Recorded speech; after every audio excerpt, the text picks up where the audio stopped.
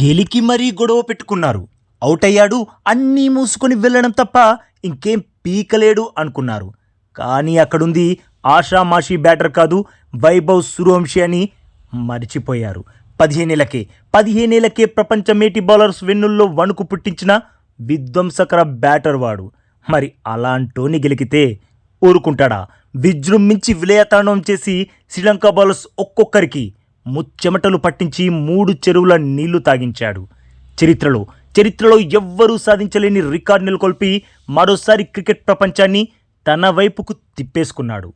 అంతేకాదు బాస్, మరోసారి ఎవరైనా పొర్రపాటున కూడా తనని గెలికితే ఆ తర్వాత వారికి తన విశ్వరూపం చూపించడం గ్యారంటీ అని మరోసారి నిరూపించేశాడు.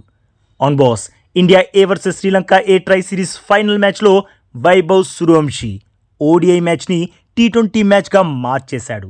శ్రీలంక బౌలర్స్ని ఊచ కోత కోస్తూ విలయ తాండవం చేసేశాడు. ఎంతలా అంటే లిస్ట్ ఏ క్రికెట్లో ఫాస్టెస్ట్ హాఫ్ సెంచరీ రికార్డ్ నెలకొల్పేంతలా. అవును బాస్, వైభవ్ సూర్యవంశీ శ్రీలంక ఏకి అగెనిస్ట్గా ఫైనల్ మ్యాచ్లో కేవలం 11 బంతుల్లోనే హాఫ్ సెంచరీ దంచిపడేశాడు. ఇందులో 5 సిక్స్లు 5 ఫోర్లున్నాయి. అంటే 11 బంతుల్లో 10 బంతుల్ని బౌండరీలకు తరలించేశాడు. 5 సిక్స్లు అంటే అవో 30 రన్స్, 5 ఫోర్లు అంటే అవో 20 రన్స్. అంటే హాఫ్ సెంచరీని కేవలం బౌండరీల ద్వారానే సాధించేశాడు. మరి దీన్ని వైభవ్ సూర్యవంశీ విశ్వరూపం అని అనాల్సిందేగా. ఏమంటారు? ఇక మీకు ఇంతకుముందు చెప్పినట్లు లిస్ట్ ఏ క్రికెట్లో ఇదే ఫాస్టెస్ట్ హాఫ్ సెంచరీ.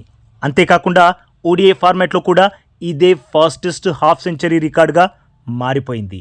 ఇంతకుముందు ఏబీ డివిలియర్స్ 16 బంతుల్లో హాఫ్ సెంచరీ బాది ఓడిఐ ఫార్మాట్లో ఫాస్టెస్ట్ హాఫ్ సెంచరీ రికార్డ్ని నెలకొల్పాడు.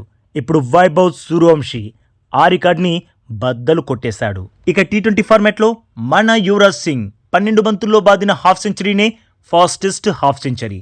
కానీ వైభవ్ సూర్యవంశీ కేవలం 11 బంతుల్లో హాఫ్ సెంచరీ బాది అన్ని రికార్డులని బద్దలు కొట్టేశాడు. యాక్చువల్గా ఫాస్టెస్ట్ సెంచరీ కూడా నమోదు చేసేవాడే, బట్ జస్ట్ మిస్ అయింది.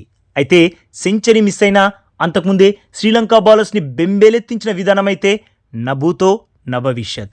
వైభవ్ సూర్యవంశీ ఈ మ్యాచ్లో జస్ట్ 29 బంతుల్లోనే 8 సిక్స్లు 10 ఫోర్ల సహాయంతో ఏకంగా 94 రన్స్ దంచిపడేశాడు.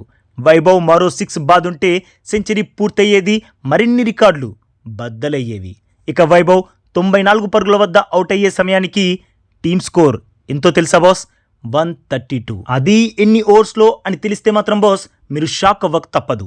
వైభవ్ విధ్వంసం వల్ల ఇండియా ఏ టీం కేవలం 8.4 ఓవర్స్లోనే 132 స్కోర్ వరకు చేరుకుంది. మీకు మళ్ళీ గుర్తు చేస్తున్నా, ఇది టీ20 మ్యాచ్ కాదు, ఓడిఐ మ్యాచ్.